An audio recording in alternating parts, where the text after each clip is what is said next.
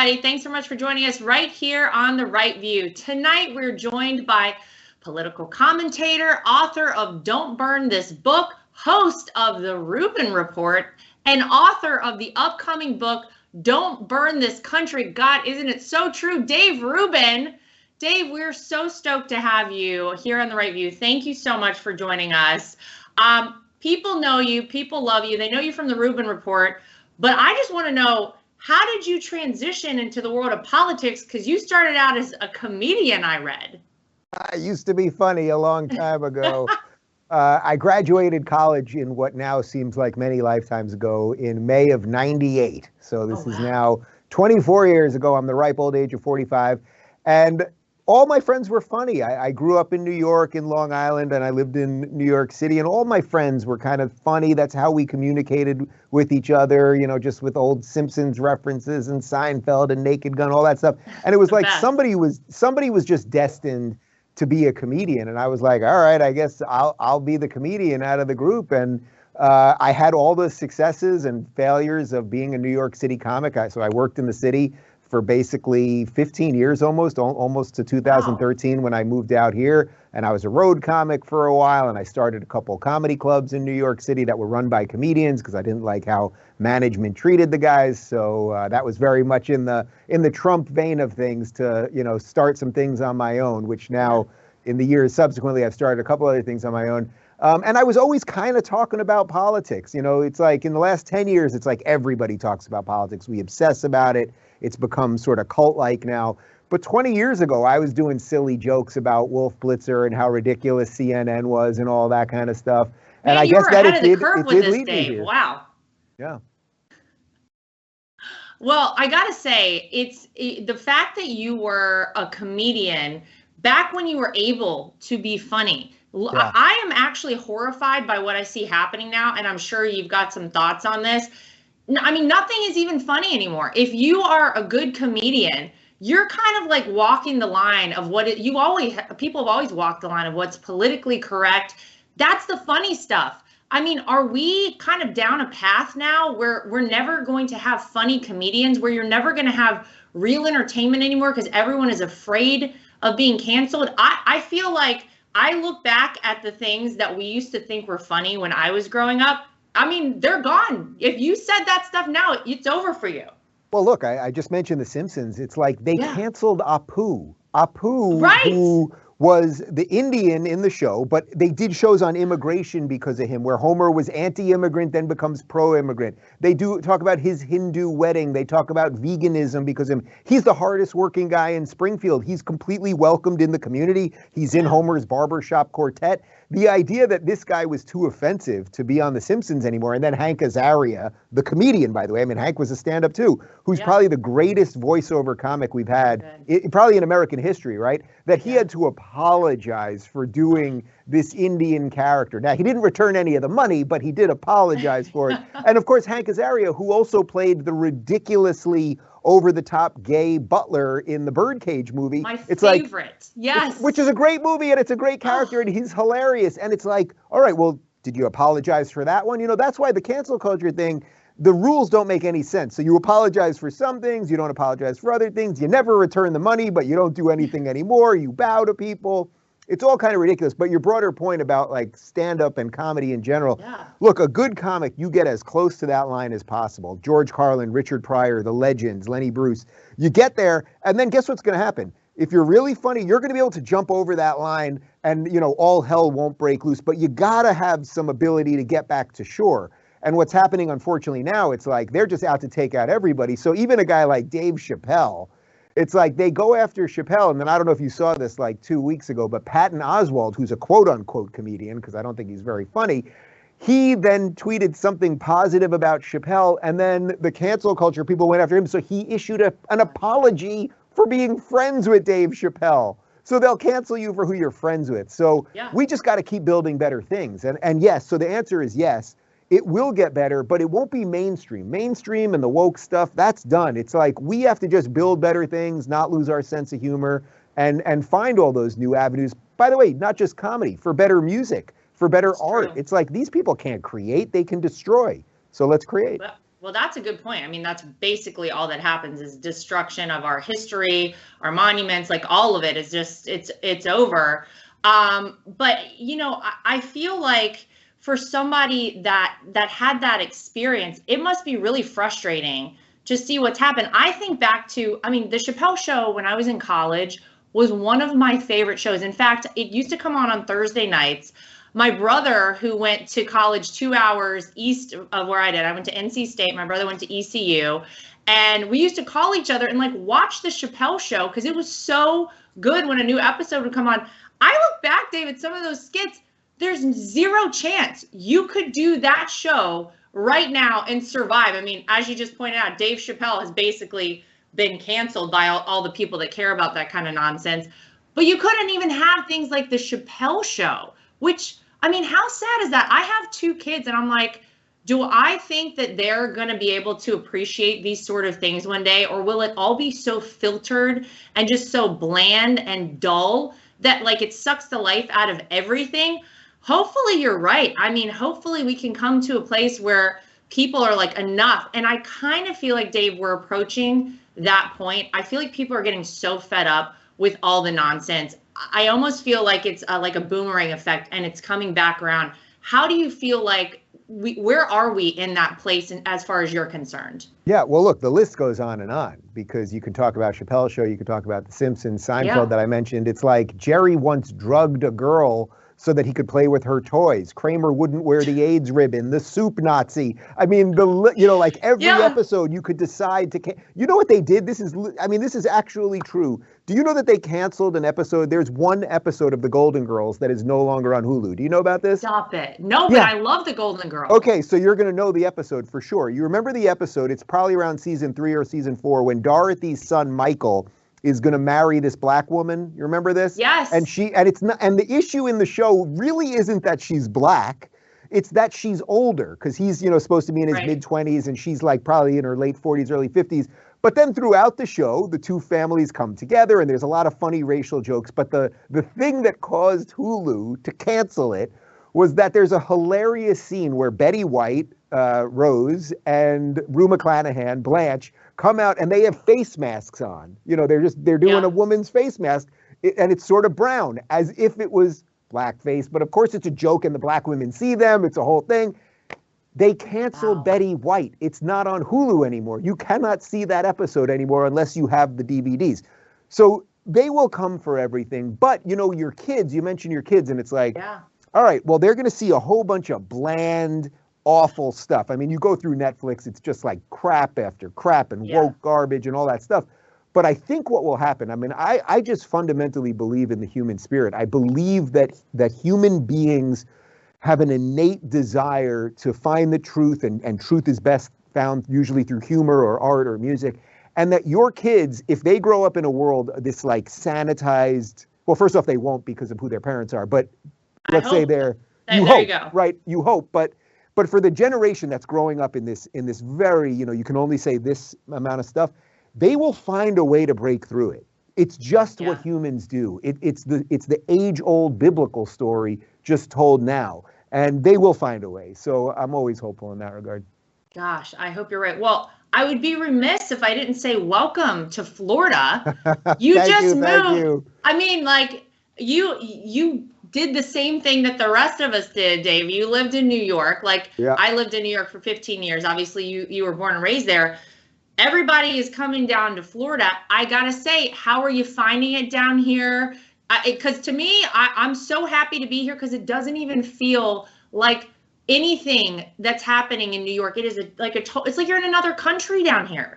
It's funny. I'm a true New Yorker. When people talk about New Yorkers, I was born in Brooklyn before it was hipster Brooklyn, when it was still old Brooklyn. I grew up in Long Island. I spent most of my adult life in Manhattan. And then since 2013, I lived in LA. So I've only lived in New York and LA, those 2 places. And yet the stuff that I care about, that resonates, is the stuff that the middle of the country is usually talking about. I can tell you this. I've been here for a month.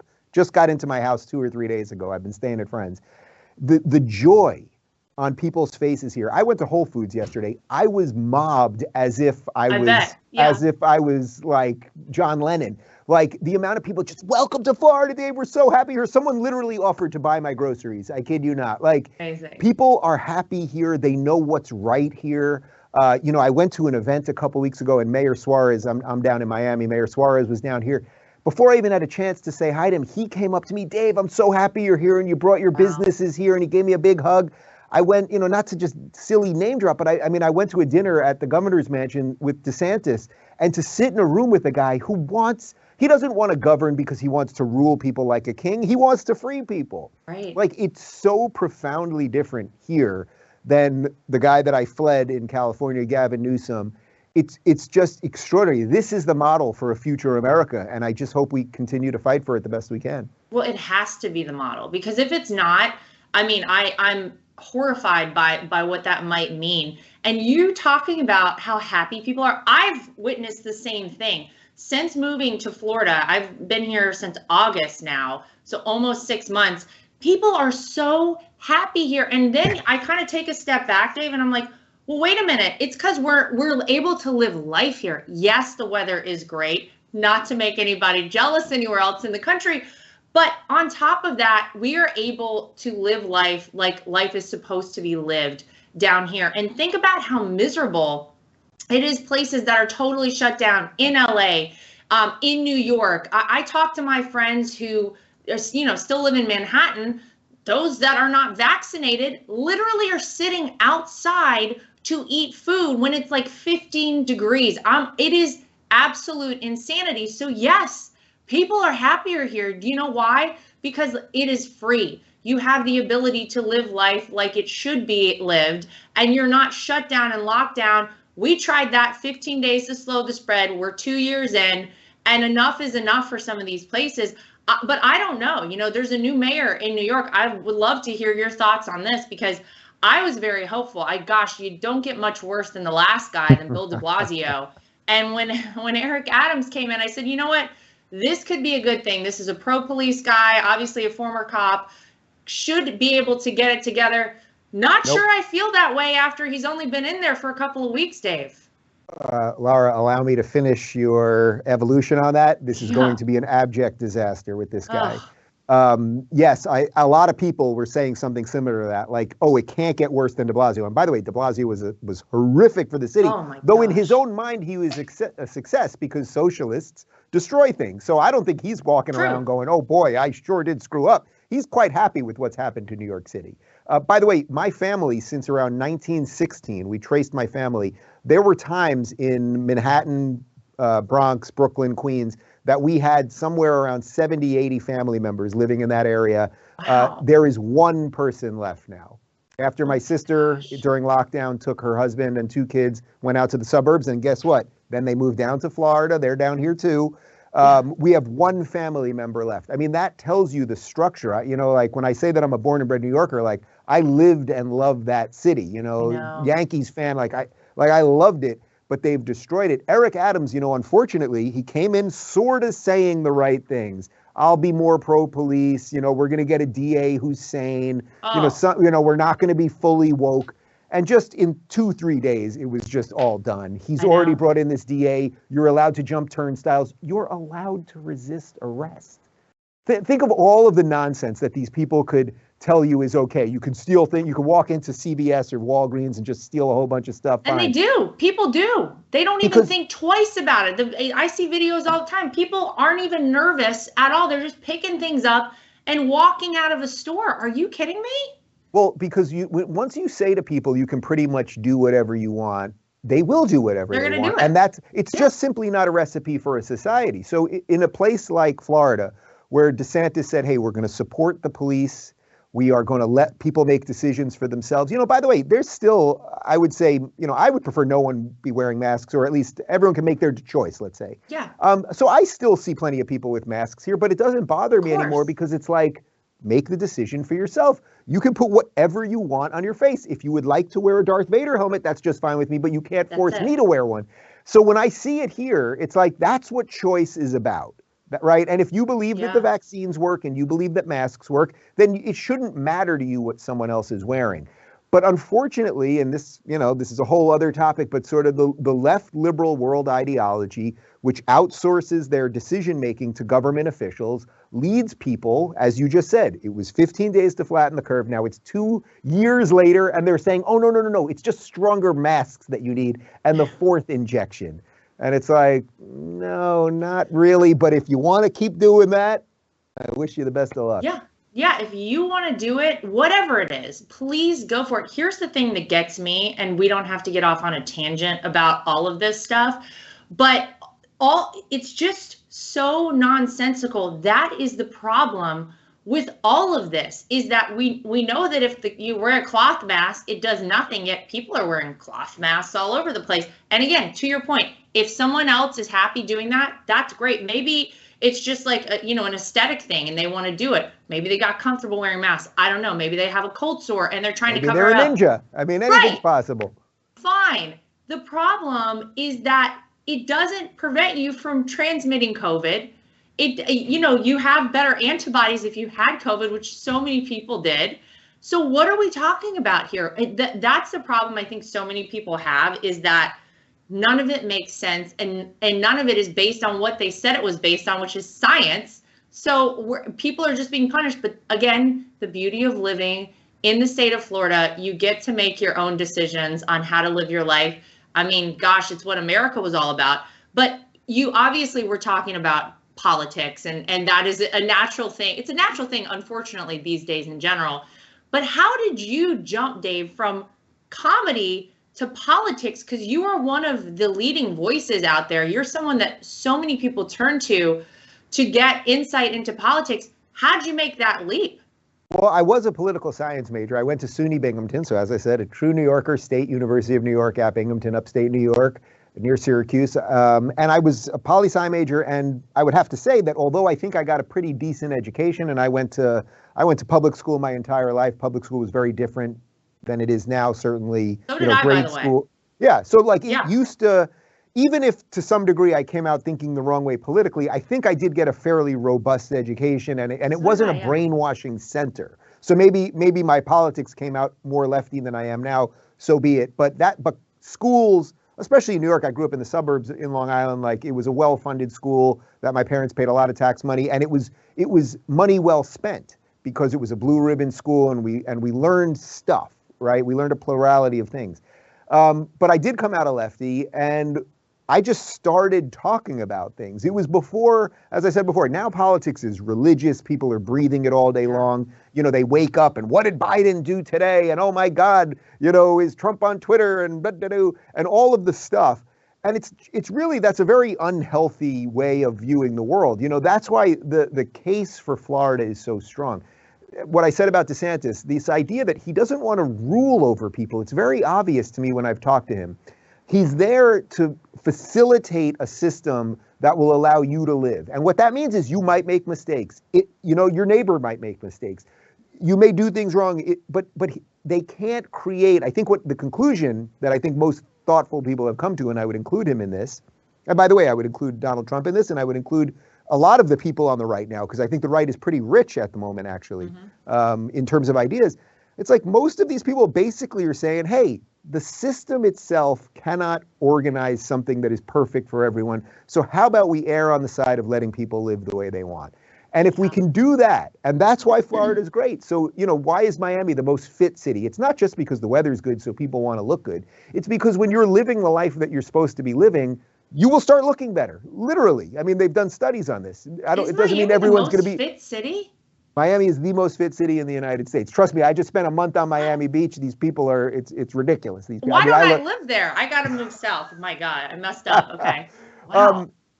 But the point is that when you're around people who are doing it right, you start doing it right. They've done studies on this. If you're around a lot of overweight people with bad eating habits, you will start doing it too. It'll become more difficult. If you're cooking, right, and you've got 10 people there and they all have bad eating habits, you will slowly start having bad eating habits. Right. So when you have the right ideas about freedom, as Florida does, Florida man got something right all these years. Florida man, he was wrestling his alligator while saving the dog while smoking a cigar. Like that guy knew something about the world. Yeah. And I am here to keep Florida, Florida. I really mean that. Wow. I love it. By the way, you're so right. Now, it has taken me, how long have I been with my husband?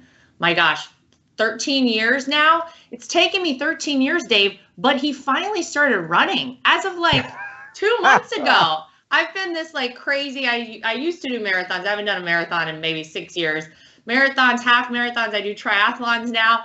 All of a sudden, without any prompting, my husband is a runner. And I'm like, wow, you're right. It does wear off on people. Sometimes it takes a while. But look, you guys used to live in New York City. It's a little more difficult to be a runner in New York. You got to jump over homeless people and potholes and everything else. It's like, Florida. All right, maybe a gator, golf ball flying out of nowhere, but that's pretty much it. There's some snakes here too. And a couple snakes. We got some lizards down here. That's true. My kids found a snake on the playground like a week after we moved here. And I was like, well, was this the best decision? It's great. I want them involved in all that. Better than Bill DeBlasio. Oh my gosh. Well, of course. So you obviously you had a poli-sci background, and that was something you were interested in. But you've talked about how you started out with a very liberal mindset, and I think a lot of younger people do. That's generally the way it goes. The world is like sunshine, lollipops, and rainbows until you actually start paying taxes and you get a real job and you start realizing what all of it means, and then you have an epiphany one day. But how did that happen for you? Because that is a bit of a leap to go from the being a liberal, or I guess calling yourself a liberal or a libertarian or however you described yourself, to now being part of the conservative thinking folks of America. Yeah, I don't mind if you say the C word, believe it or not. I'm okay with people saying conservative. It's okay. The scariest of all C words. Yeah, right. Really, I mean, there was like most people, everyone goes through their own evolution. So you're right. There's a certain sort of rainbows idea of just, people are just nice. And if you just have a system it's sort of childish thinking. And it's like, usually if you think about it 1 degree further, you realize that it's not true. But that actually works for the masses. It really works for the sheep, I would say. There were a bunch of moments that really woke me up. But I'll give you one that sort of in the last, say, 5 years that will be somewhat personal for you. I mean, it had a lot to do, my sort of full evolution, with watching the media treat Donald Trump. Because obviously you're well versed in all of this. Oh, yeah. But, because of what we can now see online. So when, like, the very fine people one, to me, is the greatest example of how profoundly evil the media is. Everyone knows the story of what happened at Charlottesville. And then Donald Trump gets up there and he says, there are very fine people on both sides. And he's talking about both sides of the debate around what you should do with statues. Right. Literally 10 seconds later, he says, I condemn the neo-Nazis and white supremacists. Of course, they should be condemned. The media cut that. It was run on CNN by Jake Tapper and Stelter and Costa and the rest of those clowns. Probably thousands and thousands of times. It's all over MSNBC. It's on New York Times, Washington Post. And nobody knew it was not true. And it was only because eventually the clips started making their way around, Twitter, that you could start seeing the truth. And then you go, well, wait a minute. If they lied about this, and this one is so freaking obvious, and it's not like he said them in 2 different speeches. I mean, it's literally it is seconds later. It is a split second later what you're talking about. And I'm so happy you brought this up, Dave. It is one of the more, all of them are frustrating, but one of the more frustrating examples, especially for someone who, knows his heart and his rationale and the way he thinks. And obviously he's going to condemn neo-Nazis and white supremacists. And he did that right after, like literally, it's a pause, and then he says it. They don't care. They don't care. They are here to make you heal. That's it. They are not here to be journalists. So there are many instances. That one I thought was like such a starkly obvious one when you see the real video. But I've had moments where I've shown this to people that I know that are liberals or Democrats, and even if you show it to them, they don't. Yeah. No, well, there was the other thing that he said about the thing and stand down and da-da-da. And it's like, all right, if you've chosen to be brainwashed to that degree, I did not vote for Donald Trump the first time around. I voted for Gary Johnson. I actually went into the voting booth. I lived in West Hollywood at the time. Believe it or not, I'm online waiting to vote. Didn't know who I was going to vote for. I really hated Hillary, but I wasn't quite there with Trump. And, I had a lot of libertarian beliefs. I'm standing behind RuPaul, just to add a little color to this story. RuPaul as a man, wow. Regular man RuPaul, not get up RuPaul. And I'm like, I'm always going to remember this moment because I don't know if I'm about to vote for Hillary or Trump. I'm standing behind RuPaul. What the hell's going on here? Anyway, I ended up voting for Gary Johnson, but I did obviously vote and support, and I'm glad that I did support Trump the second time around. And, then I was part of Larry Elder's campaign for the recall in California, and it was as close to a Trump rally as I've seen in California. So many people, diverse backgrounds, nobody cares what your gender is or sexuality or color or all that stuff.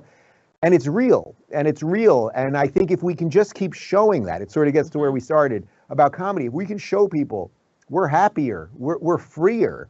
The ideas that we have are not to enslave you, they're to let you live however you want to live. It's like, that's a better message, and that's why they're always lying about us, because our message is so on face value better, and that really is the truth.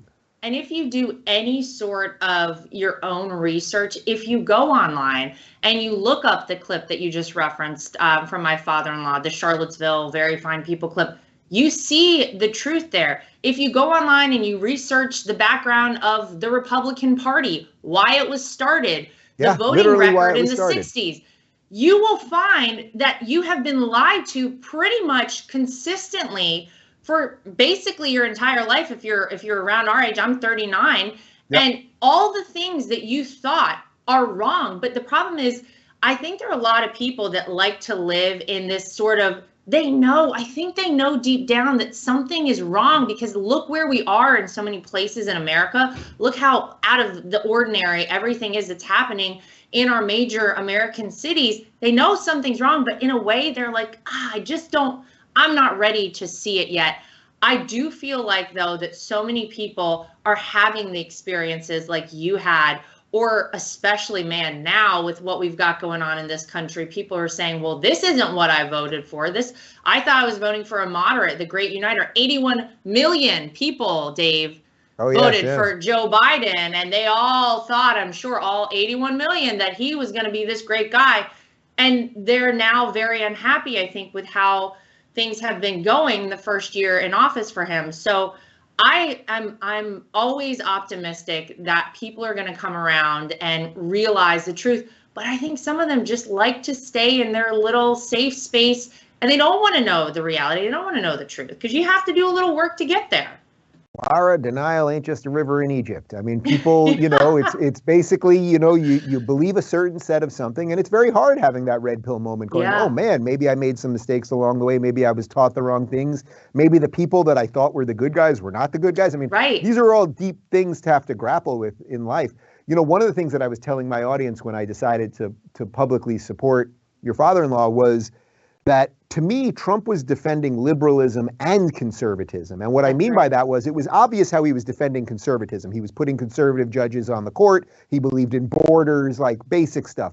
But he was also defending liberalism in that he did not care about whether gays were married or not. It was irrelevant, right?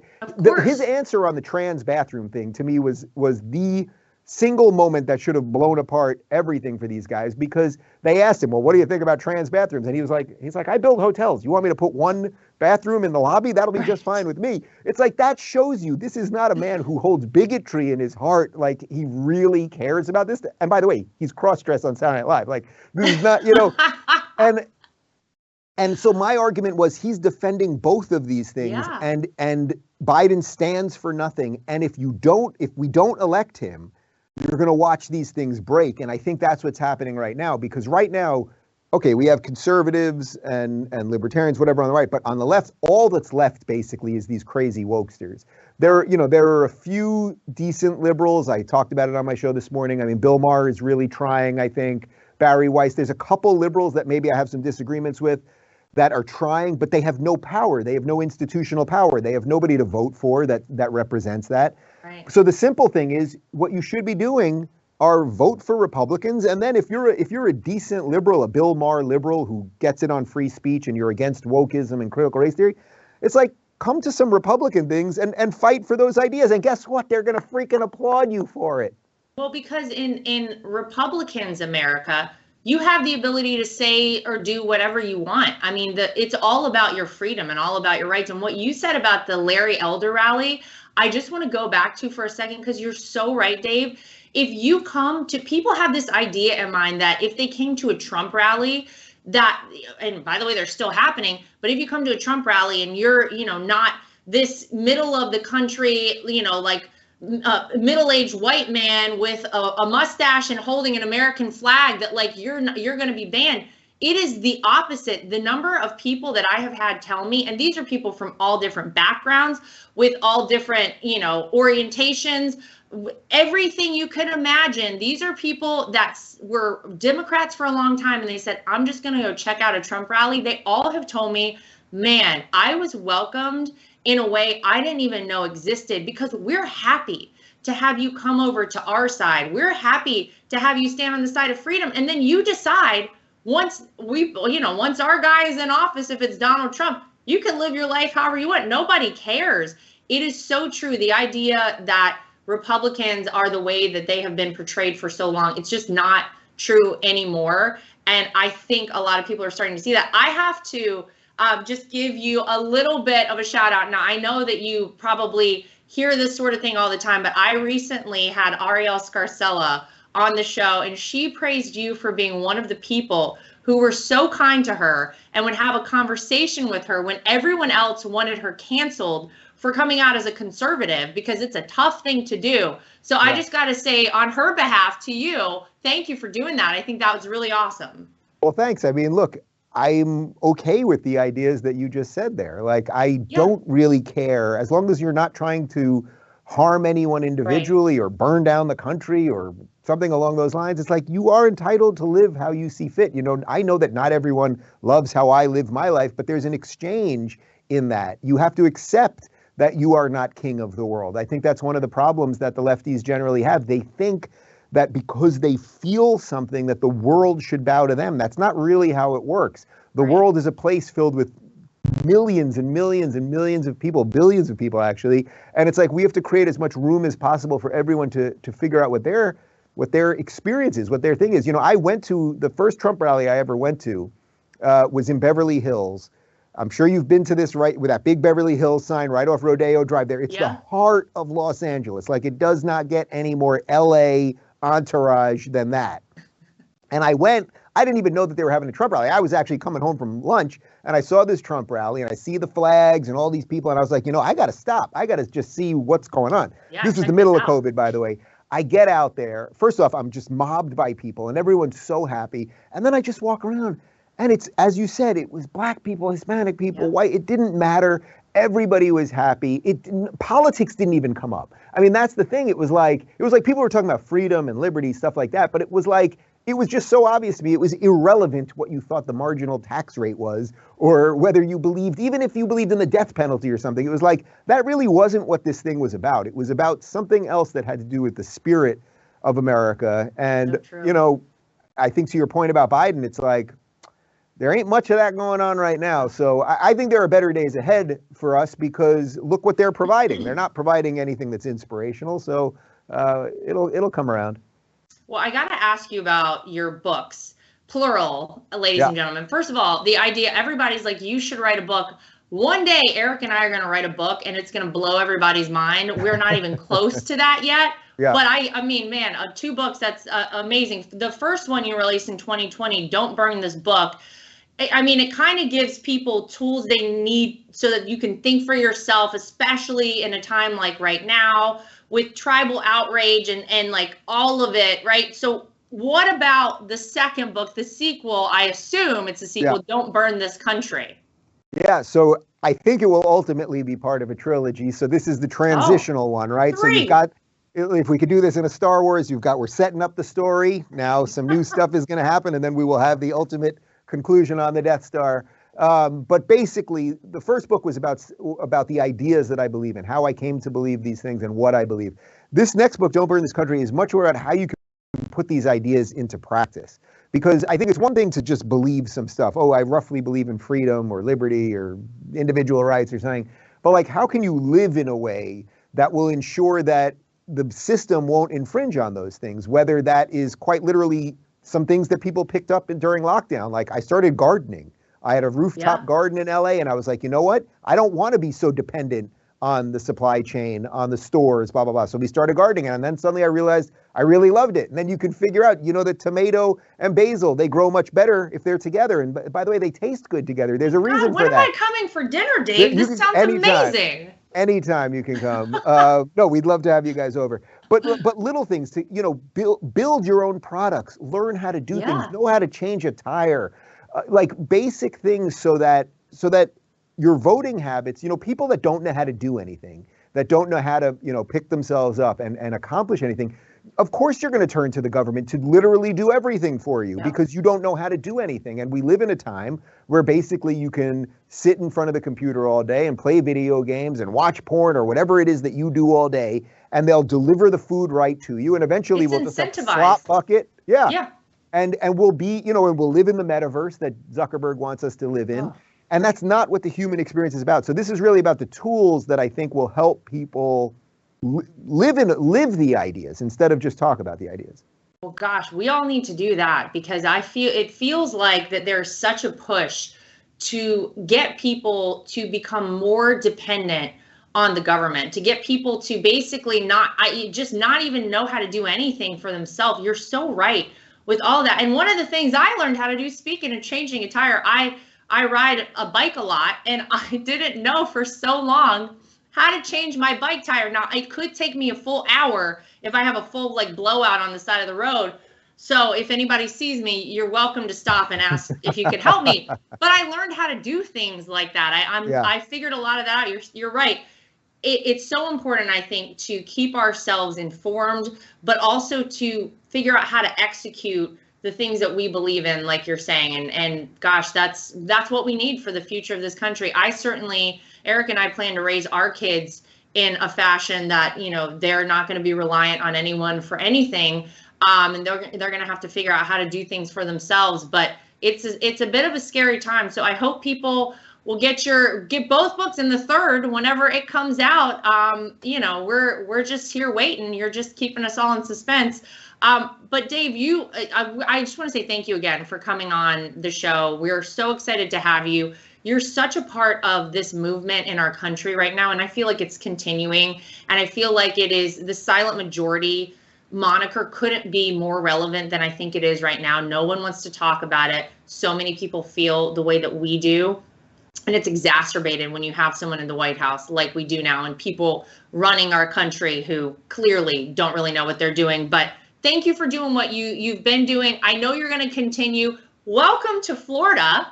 We're so stoked to have you here. And thank you. Anything else coming up that you got going on we need to know about? A second book, another book coming, anything else? Yeah, well, the book comes out in April, and I'm going to tour it. And by the way, I'm only going to tour in places that there are no vaccine mandates and no mask mandates. Amazing. I'm not. And if that costs me a ton of money or whatever it is, like I had a meeting with my publishers today, that's just what I'm doing. It's just how it's going to be. And, normally we like to host a lot of dinner parties over here, but and you guys are welcome to come for that, but because we're in Florida, we'll be able to go out. The four of us could actually go out and not be heckled or yelled at. This is very exciting. Imagine that. It's going to be great. Well, thank you again for coming on the show. Keep up the good fight. We're always checking out what you've got to say. We know you will. So Dave Rubin, thank you to everybody at home as always. Thanks for joining us. We'll see you back here next time for more of The Right View.